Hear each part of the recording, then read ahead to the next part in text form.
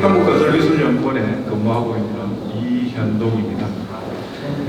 예, 만나 뵙어서 반갑고요.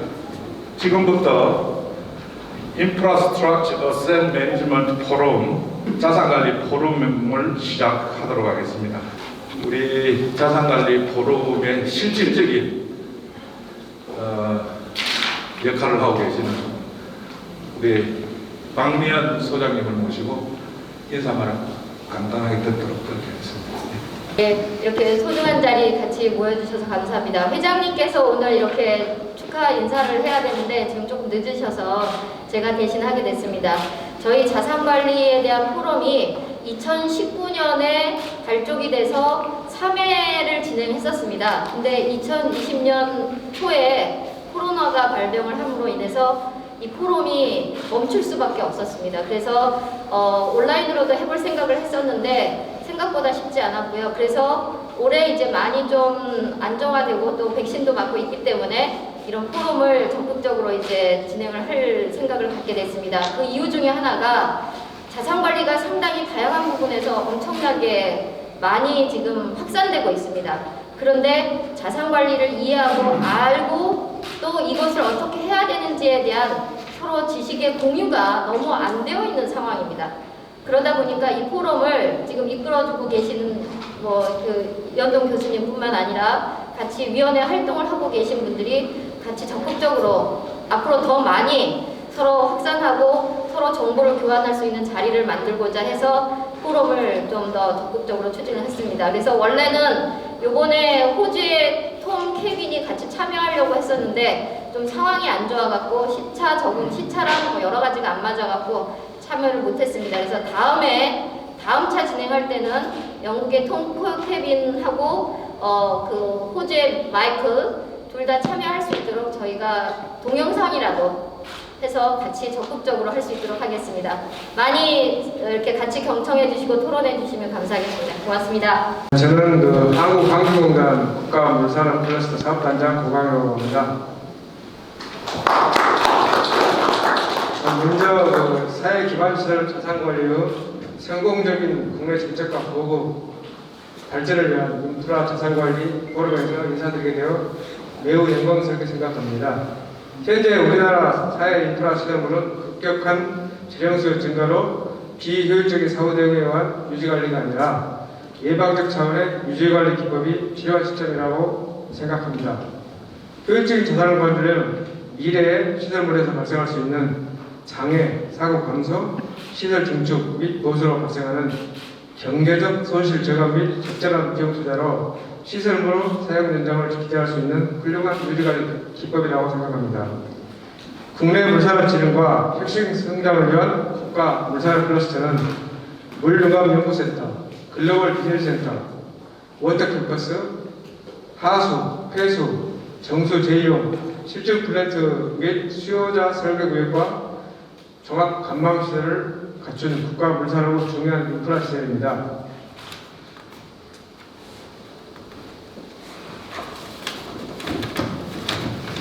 저희 한국관광공단은 그동안의 물환경 인프라 시설을 설계, 시공, 운영, 진단 경험을 바탕으로 해서 국가 물산업 클러스터 시설물 관리를 스마트 자산관리 형태로 관리하고자 노력하고 있습니다. 오늘 포럼은 자산관리 적용기술과 지식 확산 공유 계기가 되며 자산관리 후 올바른 정착 및 기술 발전에 크게 기여할 것으로 생각합니다. 끝으로 오늘 포럼 개최를 준비해 주신 인프라 자산관리 포럼위원회 관계자분들께 감사드리고 참석하신 모든 건강과 기원을 부탁드립니다. 감사합니다. 여러분 반갑습니다. 이현동 박사님 잠깐 소개하셨는데 참 오랫동안 같이 일했습니다.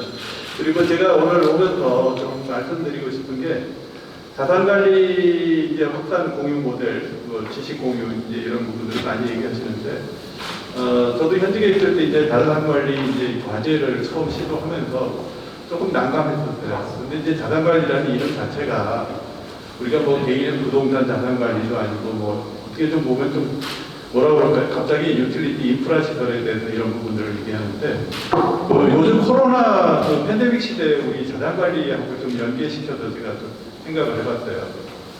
그 코로나 그 팬데믹 시대 방역에 가장 중요한 게 여러분들 다 마스크 쓰고 계시죠. 그리고 두 번째는 그 우리가 요새 백신들을 많이 놨잖아요. 근데 제일 중요한 거는 그 가장 기본적인 건 손 씻기예요. 그렇죠? 손 씻기라는 부분들은 우리가 깨끗한 상수도 공급을 하고 가수에 대해서 우리가 그 부분에 대해서 적절하게 처리하지 않으면 가장 기본적인 것을 지켜나가지 못하잖아요. 그래서 이제 이 상하수도 쪽에서 이제 저희가 하수 쪽에서 먼저 자산관리 과제를 한번 시도를 했고, 우리 박미영 박사님 그 성화기술연구소에서 이제 수도 쪽을 하신 걸로 좀 알고 있습니다. 그래서 이제 이 부분에 대해서 왜 이렇게 좀 장황하게 저희거를 얘기 드리냐면은 그 우리 인류 도시 문명이 이렇게 우리 존엄성이라든지 편리성을 지켜가기 위해서는 라이프라인이라는 용어들을 우리가 많이 요새 하고 있는데 그 온 지구상이나 우리 대한민국에서 모든 게 다 선으로 다 이루어져 있잖아요. 가수관로가 전국에 지금 얼마냐면 한 16만 킬로미터예요. 수도관로 22만 킬로, 도로가 11만 킬로. 근데 당하수관로만 합쳐보면 38만 킬로예요. 근데 38만 킬로 하면 떠오르는 숫자가 있는데 지구에서 달까지 거리입니다. 38만 킬로. 그리고 우리 경부고속도로가 416킬로라고 우리가 한다 그러면은 거의 900번, 1000번 이상을 왕복할 수 있는 그 많은 신경망들이 우리 지하에 깔려 있어요. 그리고 얼마 전에 또 리스크 관리 이런 얘기를 하셨는데 고향에 열수 배관망 사고가 크게 났었잖아요. 그 부분도 결국은 지하 시설물에 대한 관리 이런 부분들이 적절하게 이루어지지 않으면 언젠가는 우리한테 큰 재앙을 당할 수 있다는 것을 우리한테 암시를 해줬고, 또 두 번째는 요새 집안 침하들 얘기 많이 하잖아요. 집안 침하 하면은 맨날 그 주범이 상하수관로를 얘기를 하는데 이런 부분들에 있어가지고 우리가 얼마나 과학적으로 현재적으로 관리를 할 거다. 아까 그러면 제가 도로도 얘기했는데 대한민국 도로가 11만 킬로더라고요. 최신 통계에 의하면. 터널이 1종, 2종, 3종 터널 하면 4,400개래요. 그래서 이제 지상에 있는 구조물들, 지하에 있는 구조물들, 그 다음에 우리가 또 그 라이프라인으로 본다고 그러면 전력망 있잖아요. 거기에다 가스관망, 통신망, 이런 부분들 전체 그 대한민국에 있는 그 시설물 연장을 한번 상상을 해보세요. 그럼 전 지구상으로 이런 부분들이 얼마나 라인들이 우리한테 얽혀 있냐. 근데 이제 이 부분의 관리가 굉장히 어려운 게 육상의 그 교량이라든지 도로들은 우리가 눈에 보이잖아요. 근데 이제 이 당하수관로라든지 이런 부분들은 땅 밑에 묻혀 있어가지고 저희가 굉장히 관리하기가 어려워요. 그렇다고 그러면은 이 부분들을 기본적으로 앞으로 우리가 어떻게 선제적으로 과학적으로 관리할 거냐. 예전에 그 대한민국 정부에서 GIS 작업들 많이 했잖아요. GIS 작업들 하고 지금 자산 관리 그 저희가 가수도 할 때도 그렇고 수도할 때도 그렇고 가장 애로사항이 뭐냐면 박 소장님도 얘기했죠. 우리가 하수도 시설에 보면 가장 큰 게 하수처리장. 그 다음에 있는 밖에 있는 관로예요. 그런데 하수처리장이 1,000원이라고 하면은 밖에 있는 관로, 헛장 이런 시설들이 3배의 자산을 갖고 있어요. 그러면 그 부분들이 저희가 총 자산이 내부 연한이라든지 현재 우리가 다시 그걸 되판다고 했을 때 얼마만큼 받을 수 있냐? 공공시설물에 대해서 전체 대한민국이 지금 총 유틸리티 사회 인프라가 얼마인지 우리가 그 파악해본 자료를 저는 아직 잘 못 봤어요. 그런 부분들에 대해서도 왜 이런 얘기를 정확하게 말씀을 드리냐면은 지금서부터 늦진 않았으니까 지금서부터 구체적으로 저희가 이런 자료들을 모아서 언제 그 적정하게 저희가 유지 보수를 하고 수명을 연장시켜서 또 시민들이 요구하는 서비스 이 부분들을 어떻게 만족시켜 줄 거냐 하는 그런 부분에 저희가 이제 4차 포럼인데 그 가장 큰 그 지식 공유하는 그런 시기인 것 같아요. 이 부분에 있어가지고 제가 이제 또 한 가지 현업에서 느끼던 몇 가지 개선점을 좀 말씀을 드리고자 합니다. 첫 번째는 오늘 이렇게 자산관리 포럼 이렇게 준비해 주신 그 성악기술연구소라든지 포럼 관계자분들한테 굉장히 저는 감사하다고 생각합니다. 사실은 이런 부분들이 저희가 생각의 어떤 공유를 통해 가지고 어떤 모델을 만들어 갈 수 있고, 두 번째는 아까 실무적인 문제를 제가 얘기 드렸는데 GIS 자료라든지 기초 자료 이런 부분들에 있어 가지고서 자산관리 우리가 과제에 용역을 할 때 자료가 호환성이 될 수 있도록 미리미리 표준화를 시키는 게 굉장히 중요하다고 생각합니다. 그 부분들이 저희가 잘 이루어질 때 좀 더 설득력을 갖고 가고, 그리고 세 번째 마지막은 저희가 항상 저희가 이제 대정부 설득이라든지 예산획득 때 저희가 느꼈던 관점입니다. 그 부분을 우리가 비용 편입, BC 부분에 대해서 자산관리 포럼에서도 미리미리 좀 논리를 준비해 놓으셨으면 좋겠다. 자산관리를 통해서 이런 부분들을 저희가 하게 되면은 전체적으로 국가시설물에 대해서 투명 연장도 되고 좀 더 안전하고 좋은 서비스를 국민들이 느낄 수 있다는 그런 편입 부분에 대해서 논리 개발을 미리 많이 해주셔가지고 앞으로 이 포럼이 진짜 대한민국의 진짜 전문적인 포럼, 국제적으로 성장할 수 있는 포럼이 될 수 있는 계기가 됐으면 좋겠습니다. 감사합니다. 홍보 회장님을 모시고 모든 인사 말씀을 마무리하면서 끝내도록 하겠습니다. 네, 우리 이현동 교수님 수고했습니다. 제가 뒤에서 계속 들었는데 오늘 이걸 들으시면서 많이 느꼈을 것 같아요. 지적도 많으시고 한데 실제 우리 어느 모임에 와 보면은 비슷한 사람들, 상당히 서로 알만한 사람들이 이래 모이는데 여기 오늘 보셨지만 철도에서도 오시고 여러 분야에서 오셨는데 그 다음에 이게 이제 오늘 4회인데 1회부터 4회 같은데 중복되는 부분도 있고 이런데 이게 각자의 지식의 정도가 상당히 차이 납니다. 각자가 가지고 있는 전공이 있는데 SM 매니지먼트 이 부분에 들어오면은 알고 있는 지식의 수준이 상당히 차이가 나기 때문에 어떻게 조정하는 게 상당히 어려운 것 같습니다. 아까 지적을 하셨지만 환경부에서도 오시고 그다음 환경단 수자원공사 인대에서도 같이 오면서 오는데 아직까지 그런 부분이 좀 아쉬운 게 서울시도 있고 그런데 실제로 이걸 담당하는 공무원들, 발주처도 여기에 대한 전문성이 상당히 떨어집니다. 환경부는 환경부대로 나름대로 하다가 공무원이 1, 2년 되면 다 바뀌니까 공격도 그렇고 수자원공사도 그렇고 공간도 그렇고 그래서 이런 부분에 대한 기대치가 지금은 조금 미흡한데 이게 어차피 시간이 걸리는 일 같습니다. 시간이.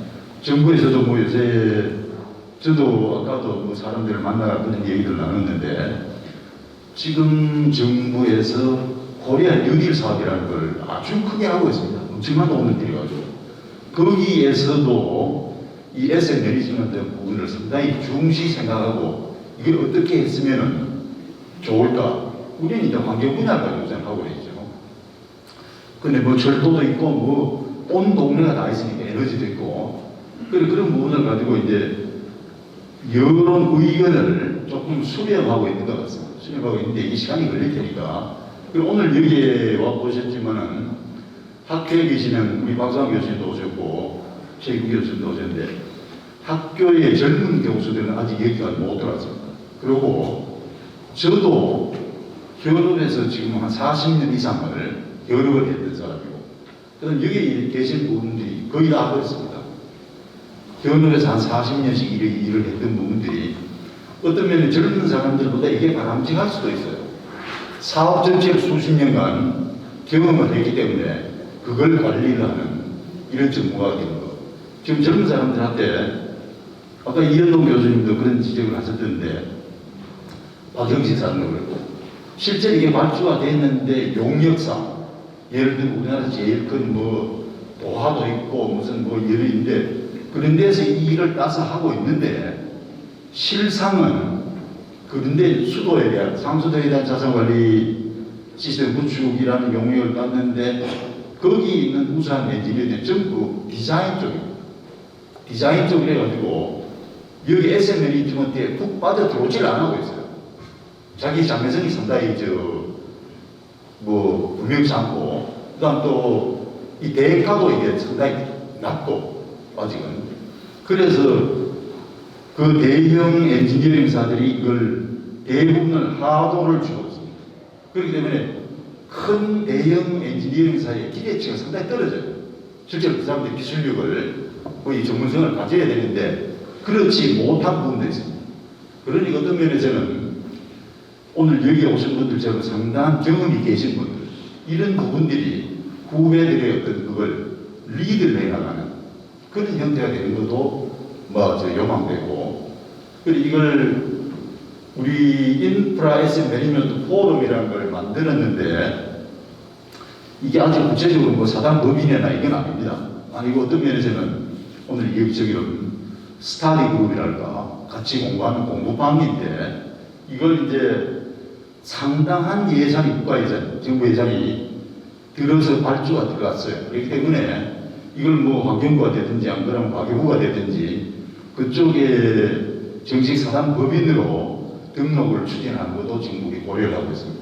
그러니 그런 부분들 같이 한번 생각을 해보시고, 이번에 오늘 이제 사례 가져왔는데 이제는 정식 멤버로서 확실하게 불특정 다수가 아니고 여기에 계신 분들만 해도 상당히 여러분들이고 얼마든지 할 수 있습니다. 굉장한 지식을 가지고 계시는 경험이 있고, 그러니까 이런 분들이 특정한 분들이 스텝을 가지고 레벨을 이렇게 높여가는 그런 어떤 스타디 그룹으로 그렇게 발전되어야 될 것 같습니다. 전부 다 처음 오는 인터랙션만 가지고 해서 안 되고 그런 형태로 이제 앞으로 발전시킬 그 계획을 가지고 아직 정부의 공무원들이 여기 와서 축사를 하고 이래서 그 기대치는 없습니다.